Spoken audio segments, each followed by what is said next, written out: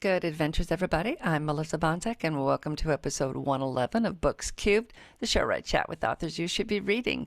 It is Thursday, April 21st, and I'm excited to be chatting with Deb Hunter today on the show.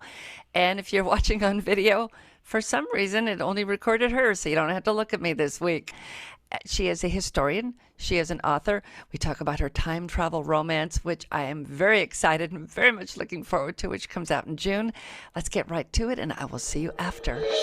Good adventures, everybody. I want to welcome USA Today bestselling author and historian and host of All Things Tudor podcast, Deb Hunter. Welcome to the show. Hi, thank you so much for having me today. It's a pleasure to be here. I am so excited. I love history. I loved history classes. I wanted to teach history in high school. And then I worked as a sub as I was prepping and went, no, I don't want to be a teacher. So, I think I'll write instead. So how did you get started in history? Where does that come from? I am originally from the Chattanooga, Tennessee area. And of course, that's the ancestral home of the Cherokees. And then a generation later, the Civil War went through here. So you can't really grow up in the Chattanooga area without being surrounded by history. So when I went to college, I found it very easy to sit through history classes and kind of ace them without having to study a lot. And I had planned on being a professor, but I am literally so outgoing that someone got me in sales making 3 times what a professor would make. And I've never taught a day. I was in corporate America for years. That was my career. And I was diagnosed with stage 4 cancer 4 years ago.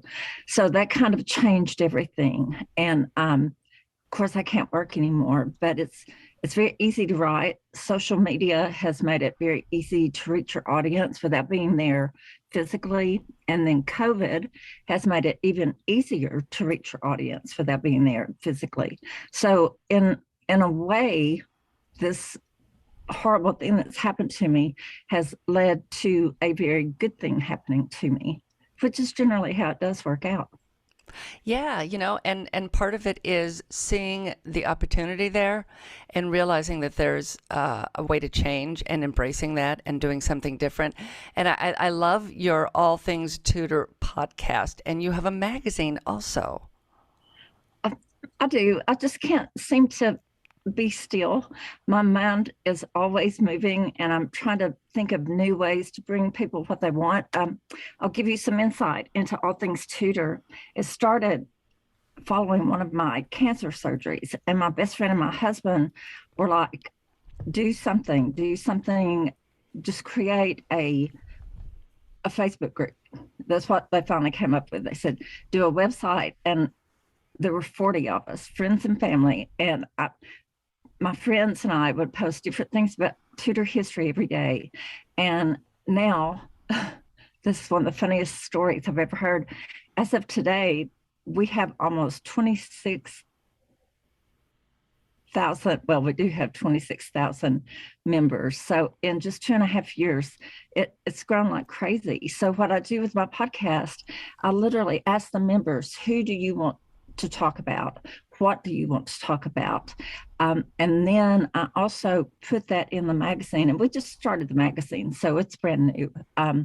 But it gives me something to do when I'm in chemo or following a surgery, and it keeps me active. And I'm not thinking about my disease. I'm thinking about what my members want. So I think it's been a huge part of my healing process. I have to say that. And I absolutely adore my group. For a group that large, we don't have fights. We all get along. It's really a wonderful thing.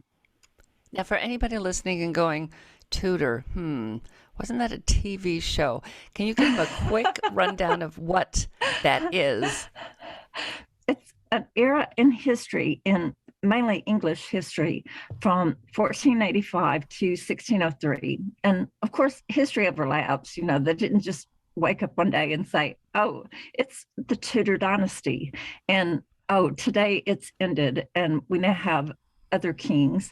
Um, so it was Henry VIII, Anne Boleyn. I'm sure most of your listeners have heard about them.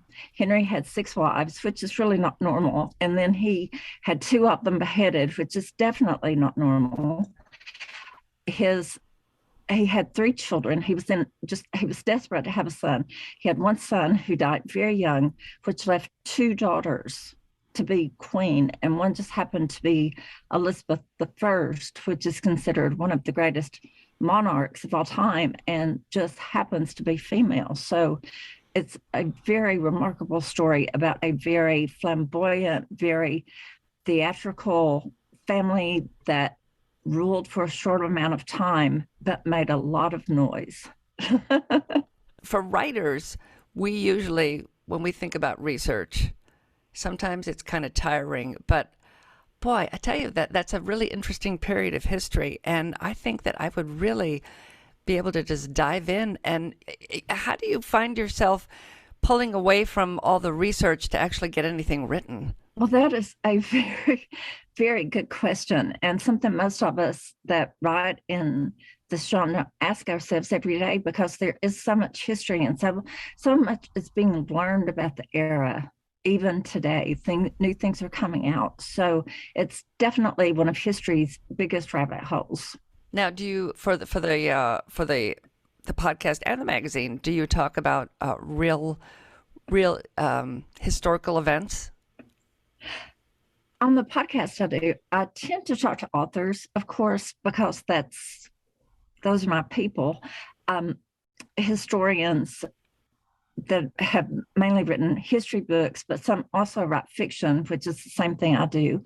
In the magazine, we're trying something completely new. I'm working with Terrence Hawkins, who started the Yale Writers Conference, as in Yale University, and Dr. Norman Jones, who is an American but a graduate of Cambridge and a very qualified historian. So what we're doing with the magazine is half history, half literary. So we're giving people the best of both worlds in Tudor fiction and Tudor history. And I think that's a pretty big readership of people who read historical, whether it's historical fiction or historical romance or it's historical mysteries. Or so what kind of topics do you tend to cover? What we covered in our first episode of the magazine was mainly Elizabeth I. Dr. Jones wrote an article about the pandemic. Elizabeth had a pandemic in 1563, I believe, and it's amazing the techniques they use that we are currently using: social distancing, wearing masks. Of course, their masks look different than ours, but just the things they did that are so much like what we're doing right now to escape COVID. People go into the country, which is what I've done, to wait until the worst is over before we return back to city life. Things like that were actually happening during the reign of Elizabeth I. So we've covered that. I did an interview with the incredible historian Tracy Borman, and I also did an article on why Tudor history has caught on and why it seems to be becoming a part of pop culture, especially in America, with the historical fiction writings of Philippa Gregory, with the White Queen, White Princess, the Spanish Princess, and now 6 on Broadway. It's really becoming part of our pop culture here. So I wanted to, I hate to say bring that to people's attention, because they already know it or they wouldn't be watching these things. But we focused on that. And then we had an excerpt from the writer John Crowley, and a review was written by Terrence Hawkins. So we covered a lot of ground in that one issue, but it was mainly focused on the Elizabethan era.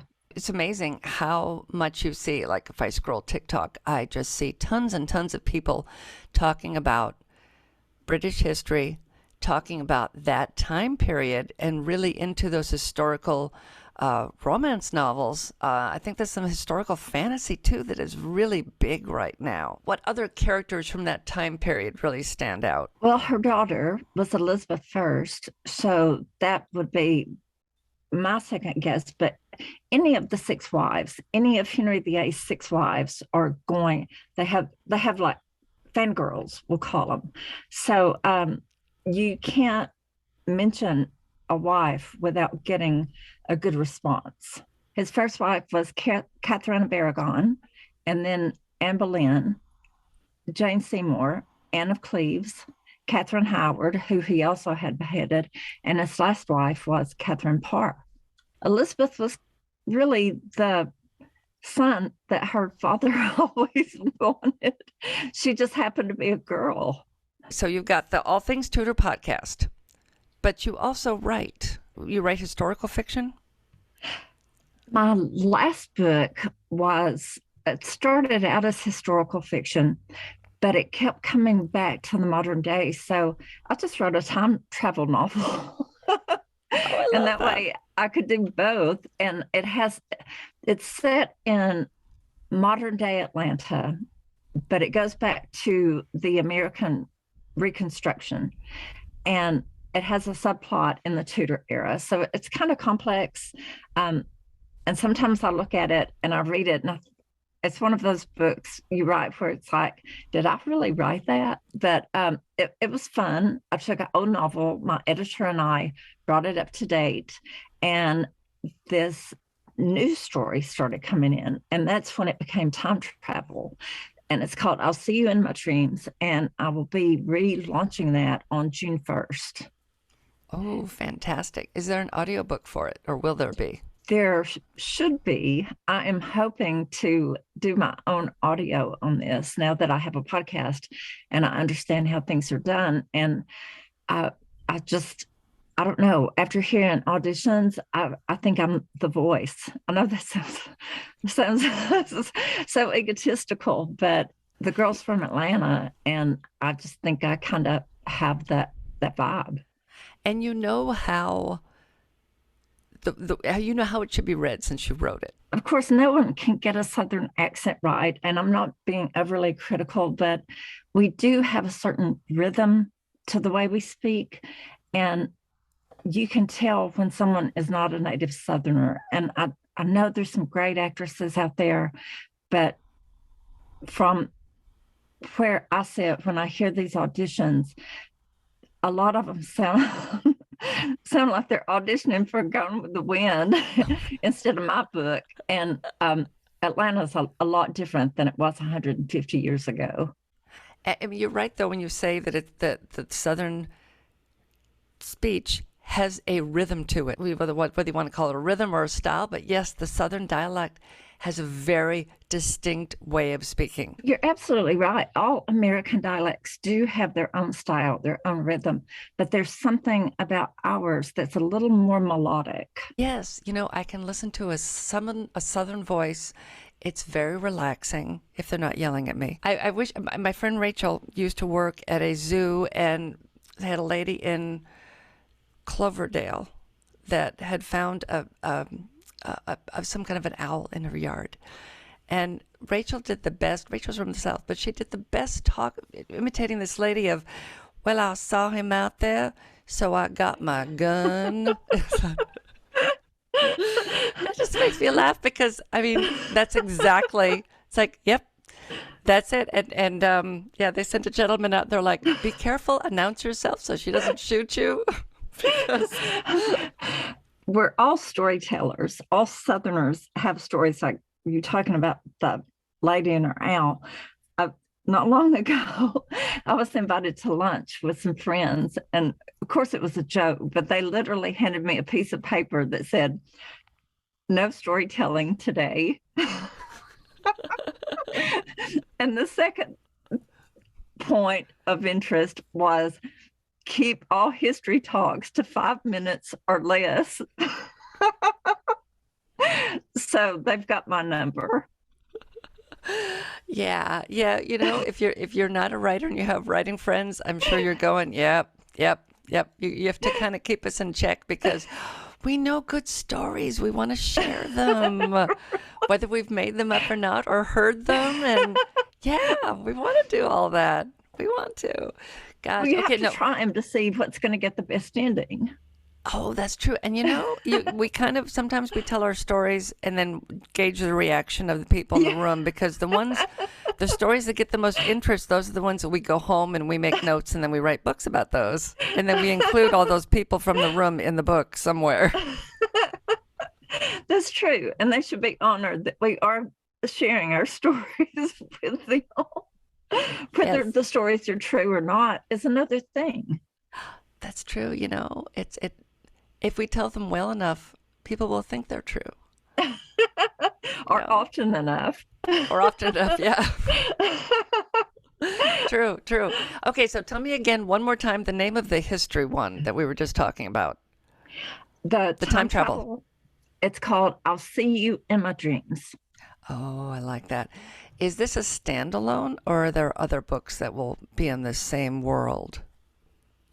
Right now, it's a standalone simply because my disease kind of has, it's hard to write when you're going through chemo because you can't really research.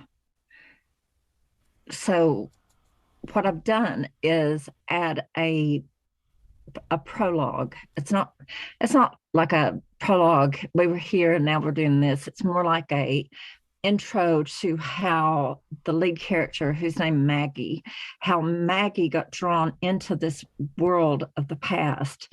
And instead of doing, time travel, we're all familiar with Outlander. What happens with Maggie is she starts having dreams about these characters in 1873 and she's lured into this world and there's these people she knows in real life in this time travel world, but there's also a mysterious stranger. Of course, there always is, and he's extremely good looking, and he's a rock star, and a European rock star. So it all kind of ties together, and she sees it reflected in her real life. And I mingle the dreams with fairy tales, and it's really an interesting read, something Well, different. it's got time travel, which is anything with time travel I will read. I absolutely love, love, love time travel. It's just like I said, it's my absolute favorite thing. Well, we like that. We like that thought of, and I actually enjoyed doing it more than historical fiction because historical fiction does require so much research, and time travel more or less cuts that research in half because half your book is set in the past, the other half is set in the present. So it made it easier for me to write. I like that. I think it was wise of you said people had suggested that you start working on these things. Maybe your husband had said that when you got sick. Yes. Yeah, I think that's really wise. I've had several friends go through bad illnesses, and a couple of them didn't do things, and I think that helped deteriorate their quality of life. As you're writing, do you think this helps to energize you a little more or to exhaust you more? Oh, no, not at all. I'm one of those where if I'm capable, if I don't feel good and I have a podcast, I'm going to get up for an hour and I'm going to do that podcast, and then I can go back to bed. Um, when I feel good, I walk. Hopefully, once chemo's over, I'll get to start working out again. I'm extremely active, and that's the thing about the internet. I can be anywhere I want to be, talk to anybody I want to talk to, and they don't even have to know I'm sick. That's the beauty of it. And it this movement, even though it's not physical movement, it's mental movement. It keeps me from thinking about what's going on. I But think that's that's just me. Everybody has their own journey.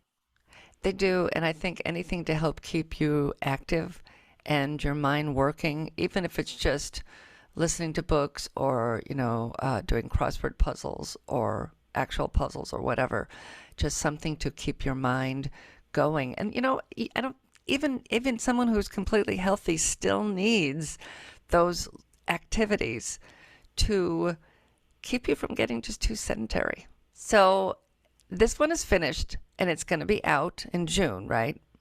Yes. What are you thinking about writing next? I'm going to let it come to me. I'm not sure right now. Most of my books just kind of appear, so to speak. The idea comes in, and next thing you know, I'm writing a book on the subject. So we'll just have to wait and see. I did write the new intro to I'll See You in My Dreams. So that was a good exercise and got me back into writing fiction. I would like to do something in the Tudor era. So if anything, my characters from this book would go back to the Tudor era where there is that Tudor subplot, and they could learn more about a ring that one of them inherited. Oh, I like that. Do you tend to do all your research and all your outlining, or do you write as you go? I am very much an outliner, but I make it up as I go.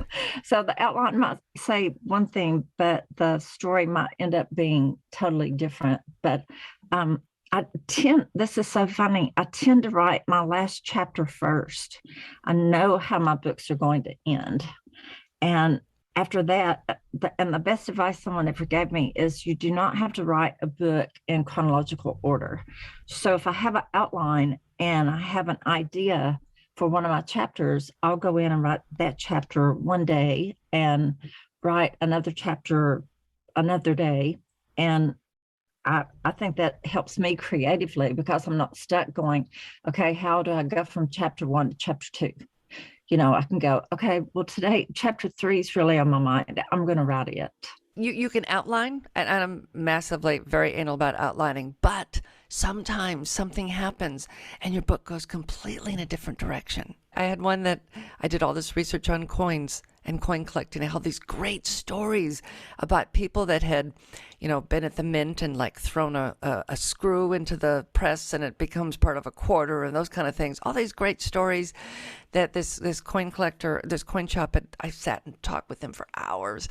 And this book was going to be all about coin collectors. And I think in chapter 2, she went to a wrestling match and the whole book became about wrestling. I said, oh, what happened? This is much more interesting. And I got It's to funny watch how that happens. Yes, I got to watch all kinds of. I talked to people who were semi-professional wrestlers. I watched a lot of semi-pro wrestling, and I think you just have to be willing to go with the flow, because sometimes it will take you someplace better. That's true. And I studied acting instead of I've studied writing, of course, but I took acting classes so I would understand characters and character development. And I think that helps me with my books because I don't want to say my characters talk to me, but I know a lot about my characters when I start writing them. I know who their parents were. I know what their past is. I know what their favorite food is. I know how tall they are. I know what color eyes they have. So I think that's one thing too that makes it easier to sit down and write. Or you might have like one day character X has something to say and he's in chapter 3. So like you said, you go in and write that part because he is talking to you, so to speak. So I really, my work is all character driven. Yeah, and I've had somebody say to me that plot driven and character driven aren't two things. They're the same thing. And it's like, no, you're not quite understanding. And I think it all came about with a discussion of The Princess Bride. It is very character driven. And people can say, no, it's plot driven. It's not really, because the plot doesn't really matter. It's the characters that matter. So if the plot is what drives it and the people are just along, then yeah, it's plot driven. But if you could take those characters and put them in any situation. That's the way I feel about my book because they basically have the same character in 1873 that they have in the modern era. They just wear different clothes and speak differently because it's the protagonist's dream world. So she's taking what she knows and putting them in a different situation in her dream life, except for this mystery man and I don't want to give too much away, but she does eventually meet him, and she doesn't recognize him, Oh, even it's though always he's good. been in her dreams. It's always good to have a mystery man in the book. I highly Most, recommend them. oh yes, yes, most definitely. So this will have some romance in it, in addition to being historical. Very much, Very very much. much. Oh, good, good. So there'll be a lot of very happy people out there going, yes, another one, yes. Yes. Well, Now, thank before we you. go, run us down really quick again about your All Things Tudor podcast. I mainly talk to authors and historians or historians. It's released every other Tuesday. Sometimes we'll have a special guest that comes on, and I decide to launch it early. It is only 3 months old, so it's brand new, but I'm having a great time, and I'm kind of surprised I didn't get into this earlier. So we've looked at pop culture, we've looked at actual history, we've looked at what people write. We've taken all kinds of angles on this. So it's not just me talking to an academic, which there is nothing wrong with that. Some of my best talks have been with academics, but I talked to um, like one writer of a pop culture magazine on how Tudor history is becoming pop culture in America. So it's very varied. It's not just you're going to tune in today and we're going to learn about this. I like to keep things different. Well, it sounds exciting. It sounds like a must podcast. It's available everywhere you find podcasts. Yes, it is. Oh, fantastic. So when you're done listening to this show, everybody, you'll want to jump down to the show notes and click on the link, or you can just type in All Things Tudor into the little search box on whatever podcast app that you listen to, and you can find Deb Hunter and All Things Tudor. I want to thank you so much for coming on today. I am so excited about your book, In Her Dreams. I'll see you in my I'll, dreams. I'll see you in my dreams. I'm so sorry. That was close. I was close. I was close. Yeah, normally I make notes and my desk is so full of stuff that I have no place to put a pen and paper. So anyway, but I'll have all the links in the show notes to everything. Thank you so much for coming on today. And I hope that you're feeling well enough to continue doing everything for a very long time. Oh, thank you, Melissa. I appreciate it. And thanks again for having me on today. Everything we discussed will be down in the show notes. If you have any comments or suggestions for a future show, you can contact me at mel@melissabonzak.com. It's spelled just like it sounds. But if you're a little worried, you can find it down in the show notes too. Just click that link and you can send me an email. I will see you next week with another great show. And in the meantime, go read a good book.